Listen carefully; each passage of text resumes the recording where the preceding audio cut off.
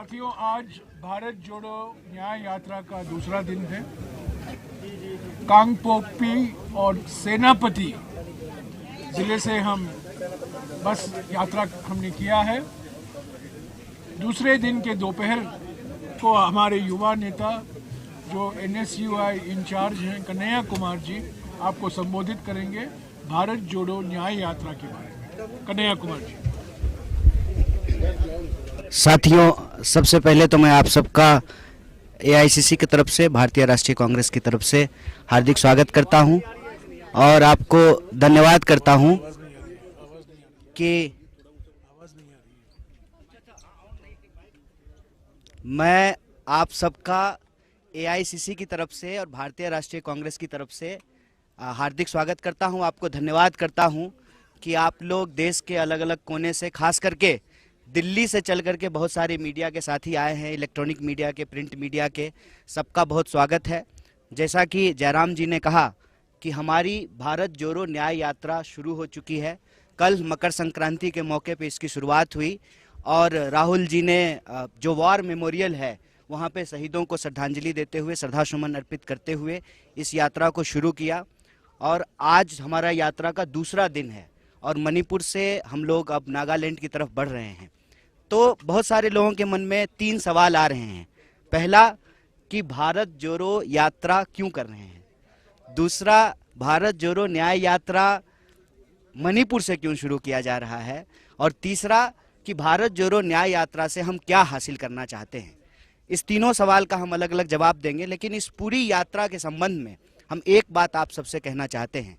जब देश में बह रही हो अन्याय की आंधी तो न्याय के लिए लड़ रहे हैं राहुल गांधी।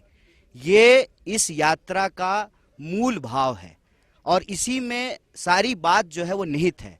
जैसा कि आप सब जानते हैं कि ये यात्रा मणिपुर से इसलिए शुरू की गई है, 8 महीने हो गए हैं और मणिपुर में आप सबको ये अनुभव हुआ होगा, ये कांग्रेस पार्टी का दुष्प्रचार नहीं है, हकीकत है कि इम्फाल के ड्राइवर जो हैं वो आपको कानकोपी नहीं आ रहे हैं, कानकोपी के ड्राइवर जो हैं वो इम्फाल नहीं जा रहे हैं। ये कांग्रेस पार्टी नहीं बोल रही है। कांग्रेस पार्टी जब पार्लियामेंट में इस सवाल को उठा रही थी कि प्रधानमंत्री जी को मणिपुर पे जवाब देना चाहिए, देश के गृह मंत्री को इस मणिपुर के हालात पे जवाब देना चाहिए, तो आप देखिए कि किस तरीके से विपक्ष को बदनाम किया गया। तो राहुल जी उस वक्त आए और राहुल जी देश के प्रधानमंत्री नहीं थे। राहुल जी देश के प्रधानमंत्री भी वो उस हालत में सुरक्षा का तमाम हवाला देते हुए उनको रोकने का प्रयास किया गया। उन्होंने कहा कि जब देश के लोग मर रहे हैं, जब मणिपुर के लोग मर रहे हैं तो हम उनके बीच में जाएंगे।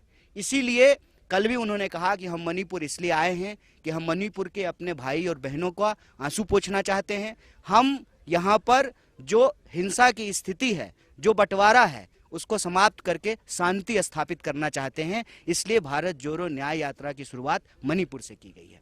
दूसरी बात कि बहुत सारे लोग कह रहे हैं कि न्याय की जरूरत आज पड़ी है। नहीं, न्याय की जरूरत हमेशा से है, इसीलिए न्याय की बात हमारे संविधान की प्रस्तावना में कही गई है।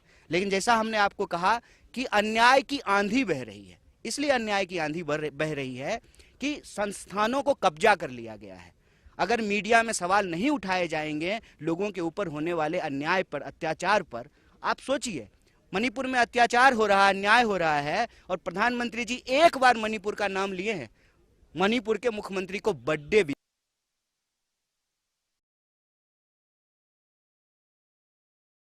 गया है। आप देखिए कि रोज जिस तरीके से इंस्टीट्यूशन आज की तारीख में न्याय डिलीवर करने में अक्षम होते जा रहे हैं, ऐसी परिस्थिति में न्याय की आवाज को बुलंद करना जरूरी है अन्याय के खिलाफ। और खास करके इस देश के भीतर जो आम आवाम है, विद्यार्थी हैं, नौजवान हैं, किसान हैं, महिलाएं हैं, मजदूर हैं, गरीब लोग हैं, जो भी साधारण व्यक्ति इस समाज में, देश में रहने वाले हैं, उनके साथ किसी भी प्रकार का जो अन्याय होता है, चाहे वो सामाजिक हो, आर्थिक हो, राजनीतिक हो, उस अन्याय के खिलाफ न्याय के लिए जो है राहुल जी संघर्ष कर रहे हैं। और यही हम आप सबके माध्यम से देश के नौजवानों से अपील करना चाहते हैं कि आप आत्महत्या मत कीजिए। देश के किसानों से अपील करना चाहते हैं कि आप आत्महत्या मत कीजिए। एक साल में 12,000 से ज़्यादा किसान आत्महत्या कर रहे हों। सरकारी आंकड़ा बताता है कि 1 घंटे से कम समय में मतलब लगभग रोज 24 नौजवान हमारे देश में आत्महत्या कर रहे हैं, रोज 24। ये प्रेस कॉन्फ्रेंस अगर 1 घंटा चलेगा तो इस दौरान जो है एक नौजवान आत्महत्या कर चुका होगा। तो हम इस देश के किसानों से, नौजवानों से, महिलाओं से, सबसे कह रहे हैं, राहुल जी कह रहे हैं कि डरिए मत, सहिए मत, अन्याय के खिलाफ संघर्ष कीजिए। और यह जो भारत जोड़ो न्याय यात्रा है, इसमें आप भी न्याय योद्धा बन करके, मैं कहता हूं कि इस देश के आम आवाम को अपना स्वर्णिम इतिहास याद करने की जरूरत है। 23 साल की उम्र में भगत सिंह अगर फांसी के फंदे पे झूल सकते हैं देश की आज़ादी के लिए और लोगों के हक के लिए, अधिकार के लिए, न्याय के लिए, तो हमको भी अपने संघर्ष के लिए, अपने न्याय के लिए संघर्ष करना पड़ेगा। जैसे स्वतंत्रता सेनानी होते थे, उसी तरीके से संविधान को बचाने के लिए संविधान सेनानियों की जरूरत है। आप न्याय योद्धा बन करके अन्याय के खिलाफ इस भारत जोड़ो न्याय यात्रा में शामिल होइए। और यह जो न्याय यात्रा है, भारत जोड़ो न्याय यात्रा, ये न्याय के लिए है, आम लोगों के लिए। स्वाभाविक रूप से कई सारे लोग यह प्रश्न पूछ रहे हैं कि इसका चुनाव से संबंध है कि नहीं है। भारतीय राष्ट्रीय कांग्रेस इस देश की सबसे पुरानी पार्टी है, एक राजनीतिक पार्टी है। तो स्वाभाविक रूप से जब राजनीतिक पार्टी कोई कार्यक्रम करती है उसमें राजनीति होता है, लेकिन राजनीति का मतलब सिर्फ चुनाव नहीं होता है। 1947 से पहले भी इस देश में राजनीति हो रहा था, लेकिन चुनाव नहीं हो रहे थे। चुनाव अगर होते थे तो राजे राजवारों के चुनाव होते थे और उन्हीं को वोट देने का अधिकार होता था। इसीलिए हर चीज को सिर्फ चुनावी चश्मे से नहीं देखना है। यह जो राहुल जी की तपस्या है, यह तपस्या इसलिए है कि अन्याय जब देश में हो रहा हो और चुप्पी साध लिया हो लोगों ने, संस्थाएं जब न्याय डिलीवर ना कर रही हो, उसमें वो न्याय की मुखर आवाज बन करके संघर्ष कर रहे हैं। तो आप सबके माध्यम से देश के नौजवानों, किसानों, तमाम आम आवाम को यह आग्रह करते हैं कि आप भी न्याय योद्धा बन करके इस न्याय यात्रा में शामिल होइए। यह यात्रा आने वाले दिनों में विभिन्न राज्यों से गुजरते हुए मुंबई पहुंच रही है। और मुंबई तक हम इस यात्रा को इसलिए लेकर के जा रहे हैं कि भारतीय राष्ट्रीय कांग्रेस की स्थापना मुंबई में हुई थी। इस देश को आज़ादी दिलाया है भारतीय राष्ट्रीय कांग्रेस ने। इस देश के संविधान को, लोकतंत्र को, अन्याय के खिलाफ न्याय की स्थापना को कांग्रेस पार्टी लेकर के चलेगी। इसी उद्देश्य के साथ यह यात्रा चल रही है। आप सब भी बड़ी दूर से आए हैं, तमाम कनेक्टिविटी की इशूज को झेल करके आए हैं, तमाम तरह के प्रॉब्लम आपको हो रहे होंगे, लेकिन आप सब आए हैं, इस यात्रा में शामिल हुए हैं। इसलिए हम पार्टी की तरफ से आपको बहुत बहुत आभार व्यक्त करते हैं, आपको धन्यवाद कहते हैं। शुक्रिया कन्हैया जी। हाँ, सवाल। हाँ जी, आपने कहा कि आपको चुप करा दिया कि ब्रिटेन में जब हम अंग्रेजों के शासन में नहीं थे तो हम चुनाव राजनीति नहीं करते थे, लेकिन 1947 के बाद तो ये देश आज़ाद हो गया है और एक चुनी हुई सरकार देश चला रही है। ऐसे में चुनाव राजनीति को इससे क्यों अलग रख रहे हैं आप? देखिए, चुनावी राजनीति से अलग इसलिए रख रहे हैं ना कि जब भी कोई पॉलिटिकल पार्टी कोई पॉलिटिकल एक्टिविटी करती है ना, तो सिर्फ यही सवाल पूछा जाता है कि कितना सीट जीतेंगे, कितना वोट आएगा। सवाल सीट और वोट का नहीं है।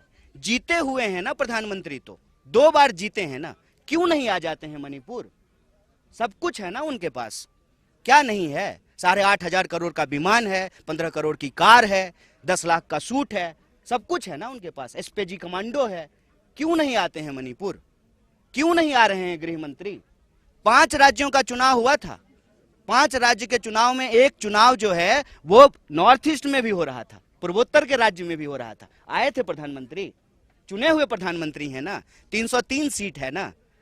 सिर्फ चुनाव पे हर चीज को सीमित कर देंगे तो फिर हमारे आंख के सामने जो अन्याय हो रहा है उसमें न्याय कौन ढूंढेगा, न्याय के लिए कौन लड़ेगा? हर चीज को अगर चुनाव पे ही सीमित कर देना है। राजनीति से हम इनकार नहीं कर रहे हैं, एक पॉलिटिकल पार्टी है, हम एनजीओ नहीं है, हम चुनाव लड़ते हैं, हम चुनाव लड़ेंगे, लेकिन सिर्फ चुनावी नफा नुकसान से हर चीज को देखेंगे तो इस देश का बंटवारा होता रहेगा, जैसे बंटवारा हो गया है मणिपुर का। सिर्फ वोट के गणित से नहीं आ रहे हैं ना, सुरक्षा के सवाल से तो नहीं। हम लोग जब आ सकते हैं तो प्रधानमंत्री क्यों नहीं आ सकते हैं? मतलब वो सुरक्षा के सवाल से नहीं आ रहे हैं, वोट के गणित से नहीं आ रहे हैं। इसीलिए हम कह रहे हैं कि सिर्फ चुनाव का मसला नहीं है, लोगों के अन्याय के खिलाफ न्याय को स्थापित करने की बात है। चुनाव की बात कन्हैया जी इसलिए बार-बार की जा रही है क्योंकि सत्ता में आएंगे तभी न्याय का हक जनता को दे पाएंगे आप। नहीं, गांधी जी की जो है शहादत 48 में हो गई, चुनाव इस देश में 52 में हुआ था ना सर। तो गांधी जी तो चुनाव नहीं लड़े थे, तो हम ये कह सकते हैं कि गांधी जो है इस देश में न्याय के लिए नहीं लड़े। इस देश में हजारों साल से लोगों को मंदिर प्रवेश नहीं करने दिया जाता था, गांधी जी चुनाव लड़के लोगों को मंदिर प्रवेश नहीं कराए थे। छुआछूत के खिलाफ, वर्ण व्यवस्था के खिलाफ, इस देश के जो आम लोग हैं उनके हक और अधिकार के लिए गांधी जी लड़ रहे थे, सिर्फ चुनाव के लिए नहीं लड़ रहे थे। मैं कह रहा हूं कि चुनाव हम लड़ेंगे और पूरी मजबूती से लड़ेंगे। देश का सबसे मजबूत विपक्ष पार्टी होने का अपना रोल निभाएंगे, हम उससे भाग नहीं रहे हैं। लेकिन किसी भी संघर्ष को, न्याय को, किसी भी जो है लोगों के अधिकार को सिर्फ और सिर्फ चुनाव से सीमित कर देने से उसका आधार छोटा हो जाता है, उसका जो है क्षेत्र छोटा हो जाता है, उसमें शामिल होने वाले लोगों की मानसिकता संकीर्ण हो जाती है। मैं कहता हूं कि जो भाजपा के समर्थक हैं, जो भाजपा के वोटर हैं, क्या उनको न्याय की जरूरत नहीं है? हम इस देश के 140 करोड़ लोगों के लिए के न्याय के लिए लड़ रहे हैं। महंगाई से कौन प्रताड़ित नहीं है? महंगाई का जो अन्याय है उससे कौन प्रताड़ित नहीं है? तो हम सबके लिए लड़ रहे हैं, इसलिए हम ये बात कह रहे हैं। वीरेंद्र के 2 सवाल कहिए। हाँ जी, पूछिए। हाँ मोहित। मोहित, राहुल गांधी ने मणिपुर संवेदनशील इलाका, यहाँ पे हिंसा हुई है पहले, कुकी समुदाय से भी राहुल गांधी की मुलाकात हुई, मैतेई के लोगों से भी मुलाकात हुई। दोनों समुदायों से क्या बातचीत उनकी हुई है, क्या आश्वासन उनको उन्होंने दिया है और उन्होंने क्या अपने मेमोरेंडम उनको सौंपे? देखिए, राहुल जी ने पिछली बार जो यात्रा की थी तो उसका उद्देश्य यही था कि हम आम लोगों के बीच जाएंगे ताकि आम लोग हमसे बहुत आसानी से मिल सके। इस बार भी जब वो यात्रा कर रहे हैं तो इसी उद्देश्य को लेकर के चल रहे हैं कि सब लोग उनसे मिल सकें। यहाँ पर वो मैतेई समुदाय के लोगों से मिले, नागा समुदाय के लोगों से मिले, गोरखा समुदाय के लोगों से मिले, नागा समुदाय के लोगों से मिले और उन लोगों से भी मिले जो भारत के दूसरे इलाकों से आकर के यहाँ काम करते हैं, धंधा करते हैं, नौकरी करते हैं, दुकान चलाते हैं, सबसे मिल रहे हैं। विद्यार्थियों से मिले, महिलाओं से मिले। उन्होंने एक बात समझी है और अपनी बात वो खुद बताएंगे जब आप लोग से बात करेंगे कि सारे लोग शांति चाहते हैं। आप किसी से भी बात करके देख लीजिए, पोस्टर चाहे किसी भी समुदाय के द्वारा लगाया गया हो, सब कह रहे हैं वी वांट पीस। सबसे उनकी पहली मांग ये है कि शांति स्थापित हो, उससे तमाम लोगों का जीवन जो है वो अस्त व्यस्त हो रहा है, प्रभावित हो रहा है। हाँ जी, एक मिनट आ रहा हूं। देश में अस्थिरता है, खास करके मणिपुर की जिक्र आपने की कि 2 भाग में बटा हुआ है। जेपी नड्डा ने कहा कि देश में स्थिरता और देश को आगे ले जाने के लिए आज से एक बार फिर मोदी सरकार देश भर में दीवार लेखन कार्यक्रम शुरू किया जाएगा। वो स्थिरता मानते हैं मोदी के आने से, आप कह रहे हैं उनके होने से अस्थिरता है भारत में। देखिए, वो जो दावे कर रहे हैं वो दावे में सच्चाई कम, प्रचार ज्यादा है। सच्चाई आप सब लोग यहाँ आए हैं तो ये सच्चाई आप लोगों ने देखा है।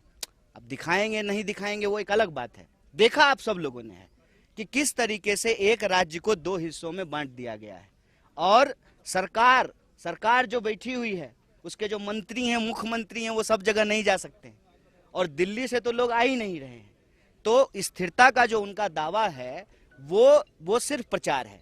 दूसरी बात यह है कि हम सिर्फ एक तरह के अन्याय की बात नहीं कह रहे हैं, हम कह रहे हैं सामाजिक, आर्थिक, राजनीतिक, तीनों प्रकार के जो अन्याय चल रहे हैं। मैंने आपके सामने नौजवानों की आत्महत्या का आंकड़ा दिया। आप देखिए कि किस तरीके से देश में नौकरियां समाप्त की जा रही है, किस तरीके से 45 साल में देश में सबसे ज्यादा बेरोजगारी है। तो जो रोजगार का सवाल है, महंगाई का सवाल है, जो किसानों की आत्महत्या का सवाल है, महिलाओं के ऊपर होने वाले अत्याचार का सवाल है, जिस तरीके से सरकारी संस्थान को समाप्त किया जा रहा है या अपने दोस्तों के हाथ होने पौने दामों में बेचा जा रहा है, जिस तरीके से एक तरफ दावा करते हैं कि हमारी इकोनॉमी 3.5 ट्रिलियन की हो गई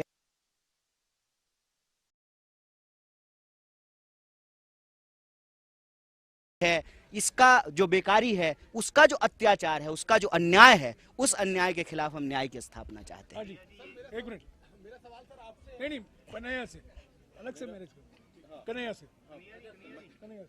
मैं संदीप बोल रहा हूँ वर्तमान न्यूज़पेपर से। कन्हैया जी, आप राहुल जी के साथ चल रहे हैं भारत जोड़ो न्याय यात्रा पे, इम्फाल, खोंगजोंग और होके फिर आप सेनापति तक आ गए। तो राहुल जी जो लोगों से मिले हैं तो बस में चलते हुए आप लोगों के साथ उसका अनुभव को शेयर किया कि उन्होंने कैसे न्याय का, शांति का न्याय दिलवाएंगे। देखिए, ये जो यात्रा चल रही है भारत जोड़ो न्याय यात्रा, यह जो पिछली भारत जोड़ो यात्रा है उसके ही भाव और विचार को आगे लेकर के चल रही है। उस वक्त उन्होंने एक बात कही थी कि हम नफरत के बाजार में मोहब्बत की दुकान खोलना चाहते हैं। तो वो जो बस है, वो बस जो ज्योग्राफिकल कंस्ट्रेन है, जो लंबाई है और आने वाले दिनों में जो राजनीतिक गतिविधि देश में रहने वाली है, तमाम चीज़ों को ध्यान में रख करके पार्टी ने तय किया कि हम हाइब्रिड यात्रा करेंगे। पैदल भी उतर के चलते हैं, बस से भी चलते हैं। तो बस को जो है एक मोहब्बत की दुकान की शक्ल दी गई है। तो बस के भीतर भी लोगों से मिलते हैं, बाहर जो लोग सड़कों के किनारे खड़े होते हैं उनसे भी बात करते हैं। और हम आपके माध्यम से ये बात भी साझा करना चाहते हैं लोगों को कि आने वाले दिनों में आपके गांव से, गली से, सड़क से, बाजार से, शहर से जब यात्रा गुजरे तो एक बात का ख्याल रखिएगा कि आपको बाईं तरफ खड़ा होना है, क्योंकि वो बाईं तरफ रहते हैं और हमारे देश में बाईं तरफ चलना होता है। तो अब बाईं तरफ जो है आपको खड़ा रहना है और बाईं तरफ वो बैठते हैं, लोगों से मिलते हैं, बात करते हैं, उनके आग्रह पे जो है वो उतरते भी हैं। और जो है संस्कृत में एक बात कही भी जाती है, सदा भवानी दाहिनी सन्मुख रहे गणेश। तो लोग जो हैं बाईं तरफ रहते हैं, हमारे देश में बाईं तरफ हैं, वो चलेंगे। तो उनसे आग्रह है कि वो रहें, वो मिलते हैं और बस वो जो मोहब्बत की दुकान है उसमें बुला करके बिठा करके बात भी करते हैं। विद्यार्थियों से मिलते हैं, नौजवानों से मिलते हैं। आज ही रास्ते में जो है ट्रक ड्राइवरों से मिले हैं, तो वो आम लोगों से मिलना चाहते हैं और उनका जो भी दुख दर्द है वो उनकी भाषा में सुनते हैं और उनको आश्वासन देते हैं कि सरकार तो हम नहीं है, लेकिन आपके हक के लिए, आपके न्याय के लिए लड़ेंगे जरूर। एक मिनट सुनो, एक मिनट। सर एक सवाल, क्योंकि आप न्याय की बात कर रहे हैं तो आप न्याय के लिए लड़ रहे हैं, सिर्फ बात नहीं कर रहे हैं। न्याय के लिए लड़ रहे हैं सर। कांग्रेस पार्टी की तरफ से एक और डिमांड रखी गई थी, जो कॉन्सिक्रेशन सेरेमनी हो रही है अयोध्या में, आपने बोला था प्रेसिडेंट को करना चाहिए, प्राइम मिनिस्टर को नहीं करना चाहिए। अब उस पर जो शंकराचार्य हैं, सदानंद सरस्वती, उन्होंने बोला है कि प्राइम मिनिस्टर कर रहे हैं तो भी कोई गलत बात नहीं है, क्योंकि ये एक बहुत बड़ा मूवमेंट है हमारे देश के लिए। इस पे आप क्या कहें? इस पे तो हमारे जो है वरिष्ठ नेता और साथी जयराम जी ने जवाब आप लोगों को दे दिया है। मैं सिर्फ आपको इस पर एक ही बात कहना चाहता हूँ, कांग्रेस पार्टी किसी भी धर्म के खिलाफ नहीं है, किसी भी धार्मिक आयोजन के खिलाफ नहीं है, किसी भी धार्मिक भक्ति भाव भावना के खिलाफ नहीं है। कांग्रेस पार्टी सर्वधर्म समभाव में विश्वास रखती है और आज से नहीं, यही बात गांधी जी कहते आए, रघुपति राघव राजा राम, पतित पावन सीताराम, ईश्वर अल्लाह तेरो नाम, सबको सन्मति दे भगवान। सबको, मोदी जी वाला नहीं, सबका साथ सिर्फ कहने के लिए, सबको सन्मति दे भगवान। तो कांग्रेस पार्टी किसी भी धार्मिक आयोजन का विरोध नहीं करती है। जहां तक निमंत्रण की बात है, भाई हम लोग तो गाना सुनते थे ना, चलो बुलावा आया है, माता ने बुलाया है। भगवान जब आप बुलाते हैं आपको, भगवान जब आपको जो है ऐसी परिस्थिति पैदा करके देते हैं जीवन में, तो आप जाते हैं ईश्वर से मिलने के लिए। किसी निमंत्रण, किसी का शादी है क्या? ऐसा तो नहीं है कि जय शाह का जो है ब्याह हो रहा है और सबको जो है निमंत्रण बंटवा रहे हो अमित शाह, ऐसा तो नहीं है। तो वो कौन होते हैं भाई?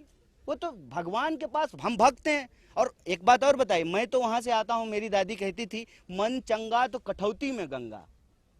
एक बूंद जो है गंगा जल, पानी को गंगा जल मान करके और आप पवित्रता का मंत्र पढ़ के वही गंगा हो जाती थी और आप शुद्ध हो जाते थे। तो कहती, मेरी दादी तो कहती थी मन मंदिर में ईश्वर का निवास होता है। ईश्वर आपके व्यक्तिगत आस्था का चीज है, प्रदर्शन का विषय नहीं है। लेकिन वो कर रहे हैं, उसके पीछे सबको मालूम है, सब जानते हैं, आप सब जानते हैं, पूरा देश जानता है। किसी साधारण व्यक्ति से पूछ लीजिए, वो आपको बता देगा कि आनन फानन में ये इसलिए हो रहा है कि चुनाव है। ठीक बात है। तो वो एक 22 तारीख के राजनीतिक कार्यक्रम में पार्टी ने आग्रह पूर्वक मना किया है कि राजनीतिक कार्यक्रम में नहीं जा रहे हैं। मंदिर जाएंगे, क्यों नहीं जाएंगे, जा रहे हैं। इस यात्रा के दौरान ही आप देखिएगा कि हम हजारों सैकड़ों मंदिरों में जाएंगे, गुरुद्वारों में जाएंगे, मस्जिदों में जाएंगे, चर्चों में जाएंगे, क्यों नहीं जाएंगे। कांग्रेस पार्टी जो है कोई एथीस्ट पार्टी नहीं है कि जो है मंदिर का विरोध करेगी या किसी भी धार्मिक अनुष्ठान का विरोध करेगी। कांग्रेस पार्टी जो है सब धर्म की पार्टी है और सब धर्म के नेता थे। कांग्रेस पार्टी के पहले कैबिनेट आप देख लीजिए नेहरू जी का, उसमें श्यामा प्रसाद मुखर्जी भी थे, अंबेडकर जी भी थे और मौलाना अबुल कलाम आजाद भी थे, जॉन मथाई भी थे। कांग्रेस पार्टी ने किसी भी धर्म को अलग नहीं किया। इसीलिए मैं आपको बता देता हूं, सिर्फ कांग्रेस पार्टी भारत जोड़ो न्याय यात्रा कर सकती है, क्योंकि कांग्रेस पार्टी सबकी पार्टी है, कोई दूसरी पार्टी नहीं कर सकती है। हम इम्फाल से यात्रा शुरू किए हैं और यहाँ जो है सेनापति तक आ गए हैं, हम आ गए हैं और कोई कंकड़ भी हमारे ऊपर नहीं फेंका है, क्योंकि ये कांग्रेस पार्टी है। दूसरी पार्टी जो है एक पहचान के आधार पे, एक क्षेत्र के आधार पे सिमटी रहती है। कांग्रेस पार्टी की विचारधारा सार्वभौमिक है, सबको साथ लेकर चलने वाली है, सर्वधर्म संभाव वाली है। तो सिर्फ 22 तारीख के निमंत्रण पे सारा बहस केंद्रित मत कीजिए, वो एक राजनीतिक कार्यक्रम है। part of the recent election campaign. Do you think had Congress done well in the 4 state elections, this yatra would have got more traction, it would have had more appeal with people. that I already answered कि both of the yatra, whether it is Bharat Jodo Yatra or the Bharat Jodo Nyay Yatra, its purpose just not electoral. There is a like demands of the people, there is a pain of people, there is problem amongst the people. We want to resolve those things, and we have clear cut understanding about yatra. Yes, doing by the political party, but not just for the electoral gain and or the electoral impact. और sir आप लोग आप जयराम जी या राहुल गांधी बार बार भारत जोड़ो की बात कर रहे हैं, भारत में न्याय दिलाने की बात कर रहे हैं, लेकिन उसी बीच में बार बार मोहन भागवत के बयान आते हैं। आज उनका ताज़ा बयान आया है कि जो अयोध्या में ढाया गया वो गुलामी का प्रतीक ढाया गया। अच्छा, तो ऐसे आप लोग भारत जोड़ो या मोहन भागवत जी को बोलने का अब है, मतलब बोल पा रहे हैं आजकल। बयान। अच्छा, एक बात जान लीजिए, मोहन भागवत जी पहले मोदी जी के सामने एक इलेक्ट्रिक पोल का उद्घाटन करके पहले दिखा दें, फिर समझेंगे हम। जिस आदमी का मतलब अपनी पार्टी में जो लोग संघर्ष कर रहे हो, एक कह रहे हैं बिजली का खंभा का उद्घाटन करके हमको दिखा दें मोहन भागवत। अब बुजुर्ग आदमी हैं, आरएसएस के जो है तथाकथित प्रमुख हैं, सब कुछ अब मोदी जी के हाथ में है। हो सकता है मोदी जी आजकल कहे होंगे कि यही बोलिए, तो बेचारे बोल रहे हैं, उनसे हमको बड़ी सिंपैथी है, क्यों उनके बारे में बात कर रहे हैं हम लोग। और कुछ सवाल? और कोई सवाल? हाँ, नहीं, मेरा सवाल अलग है, बाहर। और कोई सवाल? अच्छा, मैं कल और आज बस में राहुल जी विभिन्न नागरिक संस्थाओं से मिले। अलग अलग समुदाय की संस्थाएं हैं, ये मणिपुर की हकीकत है। एक ज़माना हुआ करता था जब हम मणिपुर आते थे तो हम मणिपुरी संस्थाओं से मिलते थे। आजकल हमें अलग अलग समुदाय के संस्थाओं से मिलना पड़ रहा है।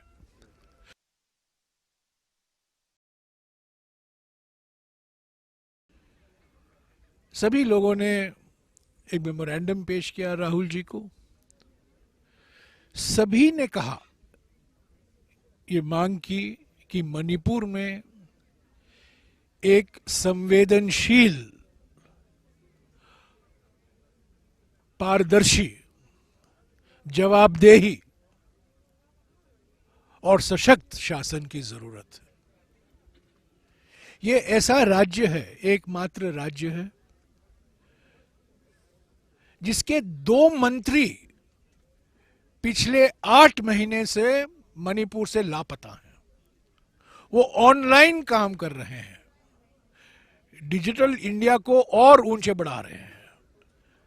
मणिपुर में नहीं है ये 2 मंत्री, और कहीं हैं, गुवाहाटी में, दिल्ली में, बेंगलोर में, कहीं भी हो सकते हैं, न्यूयॉर्क में। ऑनलाइन काम कर रहे हैं। कमाल का मंत्रिमंडल है। ये ऐसा मंत्रिमंडल है जिसका मुख्यमंत्री आज तक प्रधानमंत्री से मिल नहीं पाए हैं। जन्मदिन मुबारक ट्विटर से दिया गया, फोन करके दिया गया, डिजिटल मुबारक दिया गया। यहाँ के राजनीतिक पार्टियां, अलग अलग पार्टियां हैं यहाँ करीब 14-15 पार्टियां हैं। उनसे 8 महीने से वो लगातार मांग कर रहे हैं प्रधानमंत्री से, हम आपसे मिलना चाहते हैं, ये दस्तावेज पेश करना चाहते हैं। उनको अभी तक बैठक का मौका नहीं मिला है। मणिपुर में यहाँ की जो महाराजा का परिवार हुआ करता था, उसी का एक सदस्य राज्यसभा का बीजेपी सांसद है, वो प्रधानमंत्री से नहीं मिल पाए हैं। मंत्रिमंडल, केंद्रीय मंत्रिमंडल में एक मिनिस्टर ऑफ स्टेट हैं विदेश मंत्रालय के, अच्छे आदमी हैं, वो यहाँ के सांसद हैं, लोकसभा सांसद, वो मिले नहीं हैं प्रधानमंत्री से। कोई ऑल पार्टी मीटिंग नहीं बुलाई है प्रधानमंत्री ने। और आप सब लोग जानते हैं, कांग्रेस पार्टी ने अविश्वास प्रस्ताव लाया लोकसभा में अगस्त के महीने में।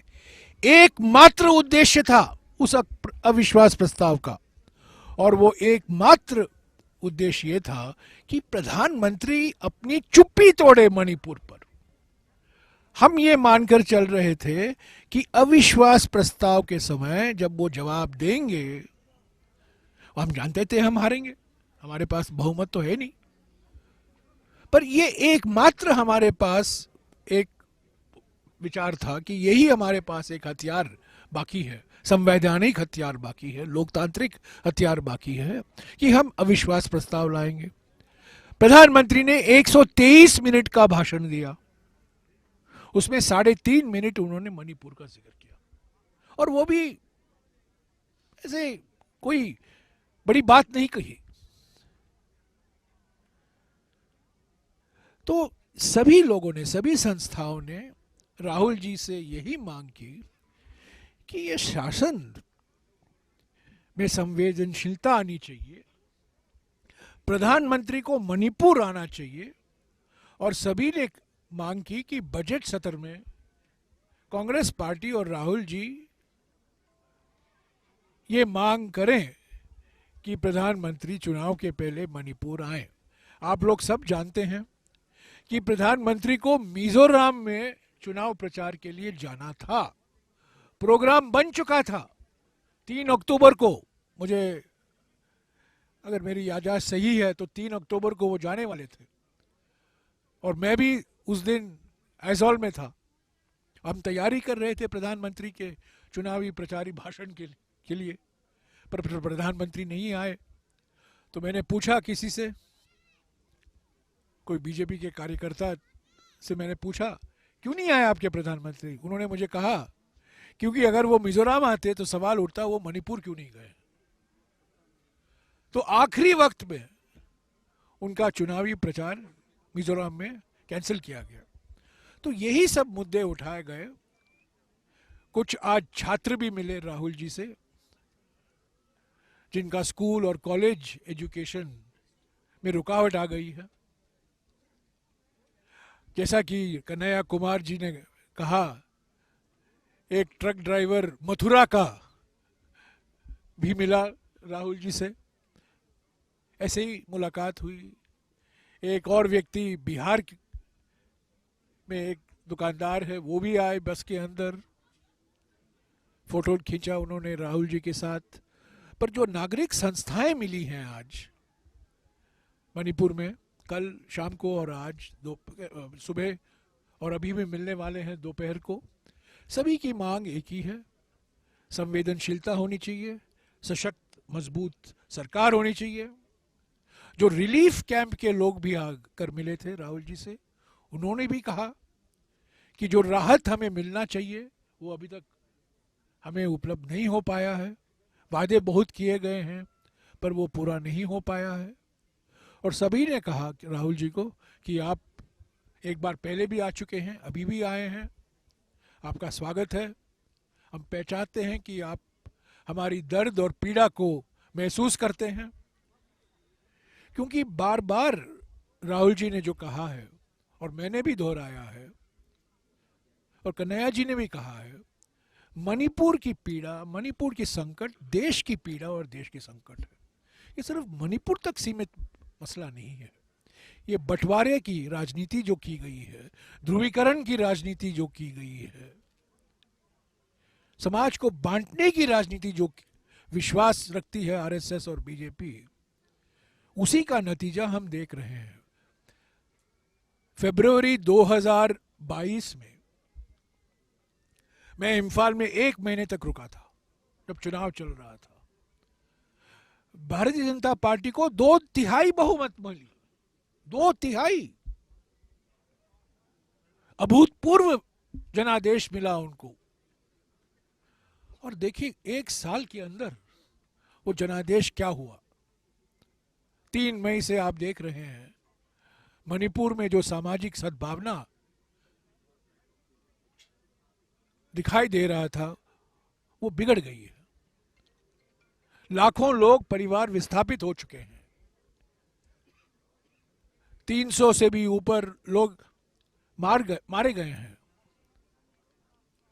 तो इस वातावरण में भारत जोड़ो न्याय यात्रा का आना, सभी समुदाय के लोगों ने इसका स्वागत किया है कल और आज सुबह। और राहुल जी ने एक ही बात कही। राहुल जी यात्रा के समय बोलते कम और सुनते ज्यादा, ये उनकी विशेषता है। उन्होंने ज़्यादा कुछ कहा नहीं, वो सुने और उन्होंने कहा कि जो मांगे रखी गई हैं उनके सामने, ज़रूर उस पर कांग्रेस पार्टी विचार करेगी। अगर हम सत्ता में हैं या सत्ता में नहीं हैं, एक पॉलिटिकल पार्टी होने के नाते हमारा कर्तव्य बनता है